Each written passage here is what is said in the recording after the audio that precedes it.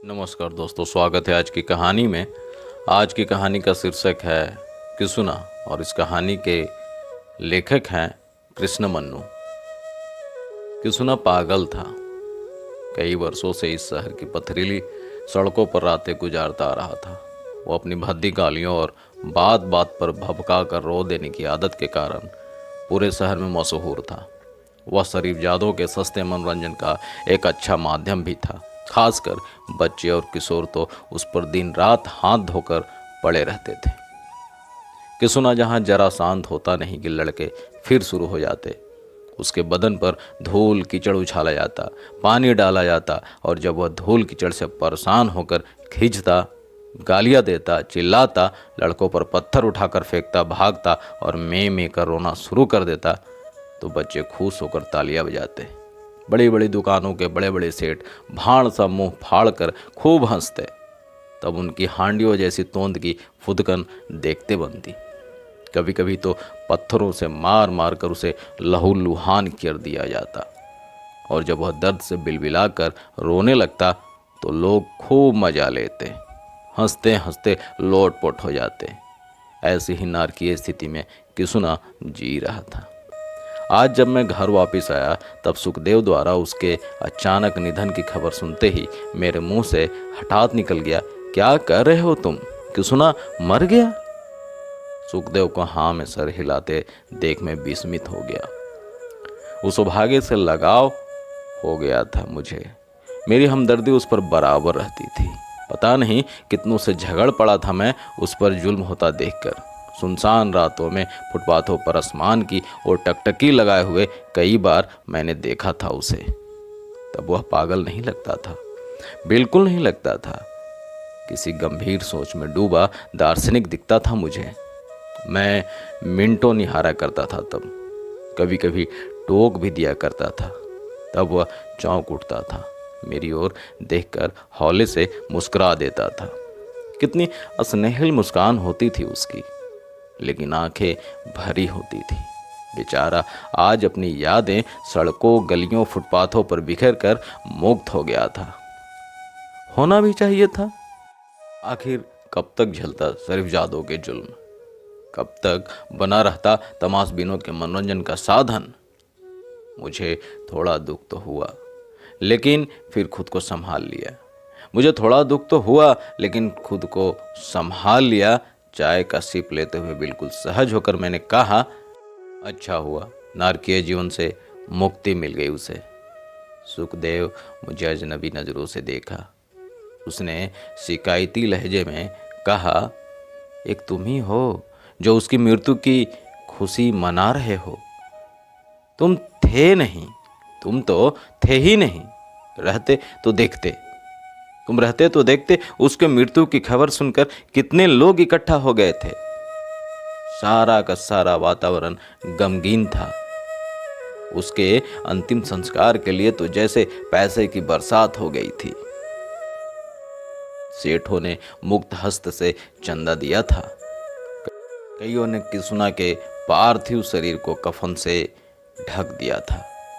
कईयों ने किसुना के पार्थिव शरीर को कफन से ढक दिया था। भाई तुम जो भी कहो, भाई तुम जो भी कहो, दुनिया से परोपकार और दया भी मिटी नहीं है। इंसान ही इंसान के काम आता है। अभी तक इंसानियत मरी नहीं है। उस अबोध की बातें सुनकर मैं जोर जोर से हंसने लगा। जी हाँ, उस अबोध की बातें सुनकर मैं जोर जोर से हंसने लगा। मुझे इस तरह हंसता देख चाय पान करते हुए लोग मेरी ओर आकृष्ट हो गए। कुछ तो किसुना की चर्चा सुनकर पहले से ही आकृष्ट हो चुके थे। सुखदेव मुझे ऐसे देखने लगा जैसे मैं एकाएक पागल हो गया हूँ। जी हाँ, सुखदेव मुझे ऐसे देखने लगा जैसे मैं एकाएक पागल हो गया हूँ। वह बौखला सा गया। हंसता देख कई लोग मुझे भला बुरा कहने लगे। मेरी हृदयहीनता उनको नागवार लग रही थी। मैं यदि संयम से काम नहीं लेता तो हाथापाई की नौबत भी आ सकती थी। जी हाँ, यदि मैं संयम से काम नहीं लेता तो हाथापाई की नौबत भी आ सकती थी। मैं उनकी परवाह किए बगैर सुखदेव से बोला, तुम तो शायद किसुना को 3-4 वर्षों से ही जानते हो। मैं तो इसी शहर में जन्मा बढ़ा हूँ। मैं उसे तब से जानता हूँ जब वह बिल्कुल दुरुस्त था, बिल्कुल सही था, बिल्कुल सुलझा हुआ इंसान था। वो हमारी तरह स्वस्थ था। तब वह 15-16 साल का हट्टा कट्टा किशोर था। परिश्रमी था, ईमानदार था, सीधा इतना कि 2 बोल मीठा बोल कर जो काम चाहे करवा लो। 2 बोल मीठा बोलकर जो काम चाहे तुम मुझसे करवा लो। जब होटल मालिक ने मेरी बात का समर्थन किया तब सुखदेव के साथ साथ कई और चौंक गए। तो क्या पहले वो ठीक था? हाँ भाई सुनो तो। मैं यादों के झरोखे में झांकने लगा। वह उड़ीसा का रहने वाला था। पुल बनाने वाले ठेकेदार के साथ यहाँ आया था। वह खुद कहा करता था, सिर्फ बूढ़ी माँ थी घर पर, एक बहन थी जो वहीं ब्याही थी। गांव के जमींदार ने दुश्मनी के कारण उसके जवान पिता को मरवा डाला था।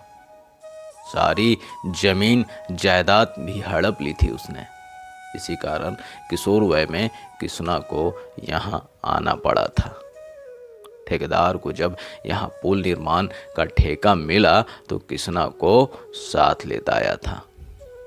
जी हाँ, जब ठेकेदार को यहाँ पुल निर्माण का ठेका मिला तो किसुना को साथ लेता आया था बेगारी करवाने के लिए। जी हाँ, बेगारी करवाने के लिए। जब कभी किसुना को पैसे भी दे देता था ठेकेदार, जिसे वह माँ के पास भिजवा दिया करता था।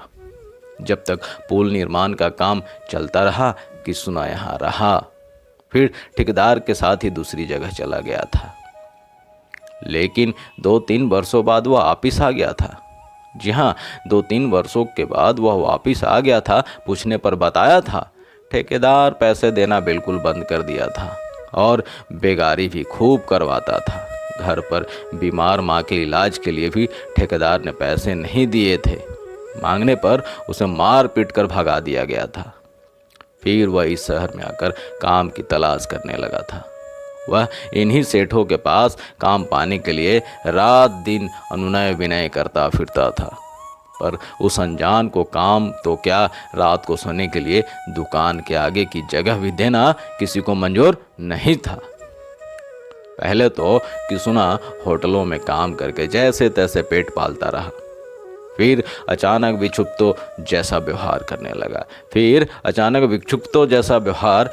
लगा। ठीक से पता नहीं, लेकिन कुछ उसके नज़दीक रहने वाले कहते हैं कि एक दिन एक ट्रक के खलासी द्वारा उसे पता चल गया कि उसके बीमार माँ चल बसी थी। वह खलासी उसी के गांव का था। यह खबर सुनकर किसुना पूरी तरह पागल हो गया। हाँ, किसुना पागल हो गया। लेकिन उसके मरने के बाद कफन और फूल मालाओं से उसकी लाश को ढकने वाले लोग उसे घर जाने के लिए भाड़ा तक नहीं दे सके थे। पता नहीं कब मेरी आवाज़ भीग गई थी, आंखें भर आई थी। थोड़ी देर बाद खुद को संयमित कर मैंने आगे कहा, तब से मरने तक वह पागल हो नारकीय जीवन जीता रहा, लोगों के सस्ते मनोरंजन का साधन बनता रहा। काश मरणोपरांत कफन देने वालों की तिजोरियां पहले खुली होती। अपनी बात पूरी कर खामोश वातावरण का जायजा लेते हुए सुखदेव के कंधे पर मैंने हाथ रखा। चलो अब हमें चलना चाहिए।